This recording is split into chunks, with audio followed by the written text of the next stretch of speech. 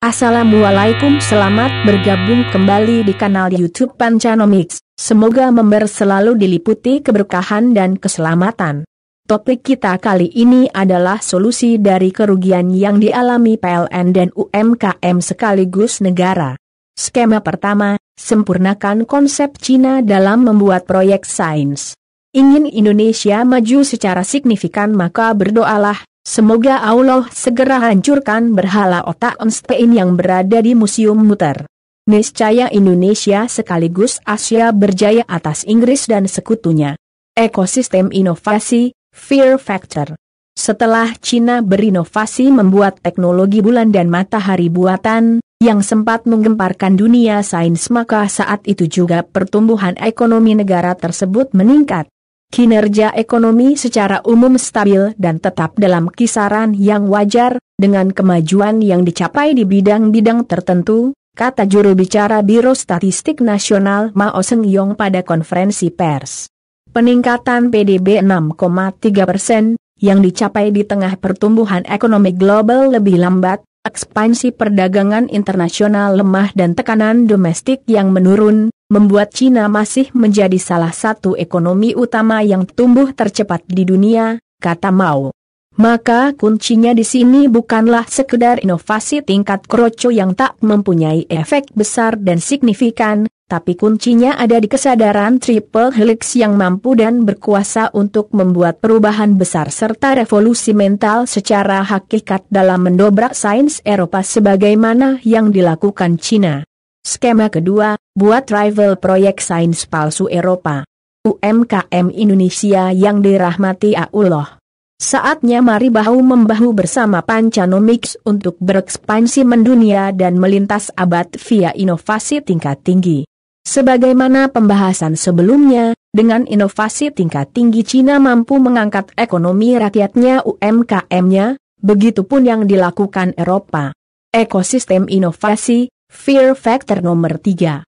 Meskipun hampir seluruhnya didanai oleh pembayar pajak, keuntungan bersih dari proyek tersebut, senilai sekitar 3,5 miliar dolar Amerika, keuntungan 50 triliun rupiah yang sekiranya di Indonesia bisa digunakan untuk menutupi kerugian PLN dan atau menghidupi pangan setahun untuk 10 juta penduduk, termasuk keuntungan besar bagi pengembang teknologi sektor swasta dan pemasok peralatan, bahan, dan perangkat lunak, dilansir dari jurnal Dampak Keuntungan Sosioekonomi Inovasi Large Hadron Collider bagi perekonomian Eropa.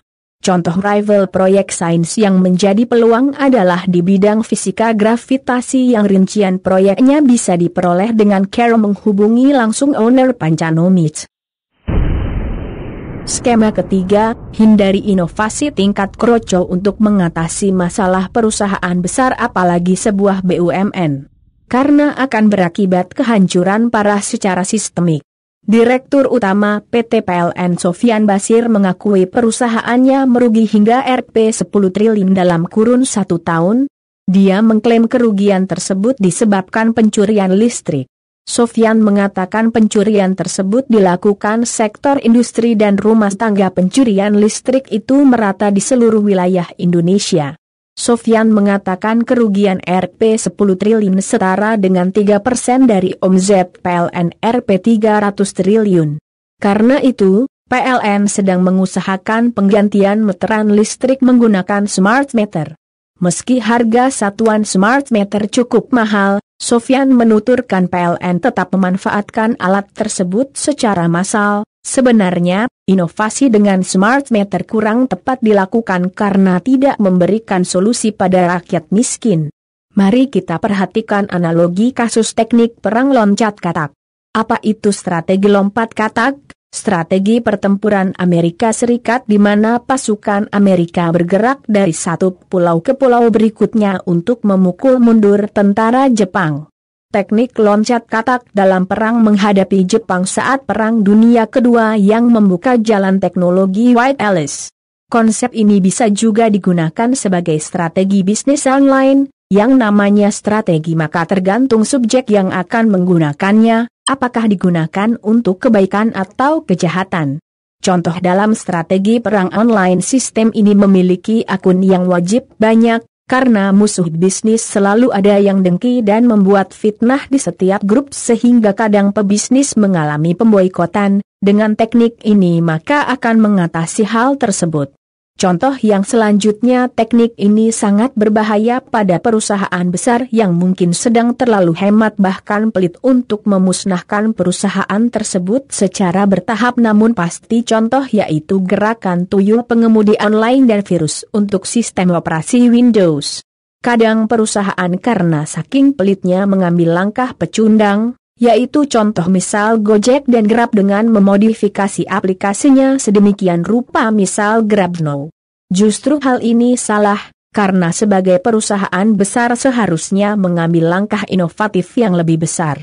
Dengan teknik loncat katak para pemegang kendali tuyul yang banyak terorganisir secara apik sebagai catatan grup Telegram saja hampir 1 juta member, maka sudah cukup untuk menggerogoti eksistensi dua raksasa perusahaan tersebut. Karena itu tidak sembarang inovasi yang dapat membuat perusahaan bertahan lama.